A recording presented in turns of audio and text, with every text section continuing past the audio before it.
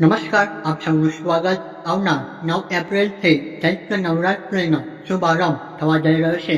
આ નવરાત્રિ સાધકો માટેની નવરાત્રિ છે, જેમાં લોકો માતાની આરાધના કરીને ઈચ્છા પૂર્તિ કરતા હોય છે. આ નવરાત્રિમાં આરાધ્ય અને કુળદેવીની આરાધના કરવામાં આવે છે. આ નવરાત્રિ દરમિયાન સાધકો પોતાની સિદ્ધિ હાંસલ કરે છે. આ નવરાત્રિમાં માતાની પૂજા અર્ચના કરવાથી માં જલ્દી પ્રસન્ન થાય છે અને ઈચ્છા પૂર્તિ કરે છે. આ નવરાત્રિ દરમિયાન માના 9 રૂપની પૂજા અર્ચના કરવામાં આવે છે.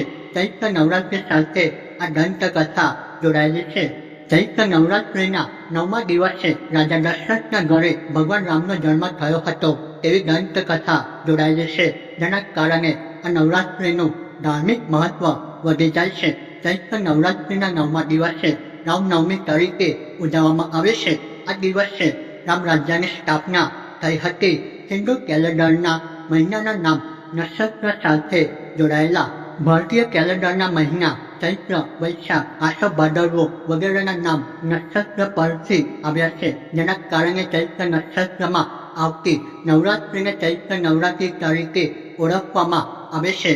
માતાની સવારી આ વખતે નવરાત્રિ મંગળવારના રોજથી પ્રારંભ થવાથી માતાની સવારી ઘોડો છે. આ વખતે માતા ઘોડા પર સવાર થઈને આવવાની છે.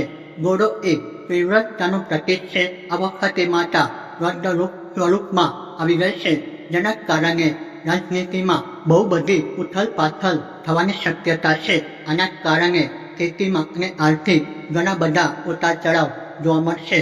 નવરાત્રિનો પ્રથમ જે દિવસ હોય તે પ્રમાણે માતાની સવારી હોય છે.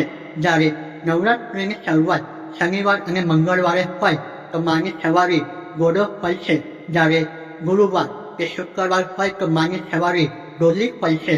જ્યારે બુધવારે નવરાત્રિનો આરંભ હોય તો માની સવારી નાવ હોય છે અને સોમવાર અને રવિવારે નવરાત્રિની શરૂઆત હોય તો માની સવારી હાથી હોય છે. તો દોસ્તો, આ હતી ચૈત્ર નવરાત્રિની આરંભની માહિતી.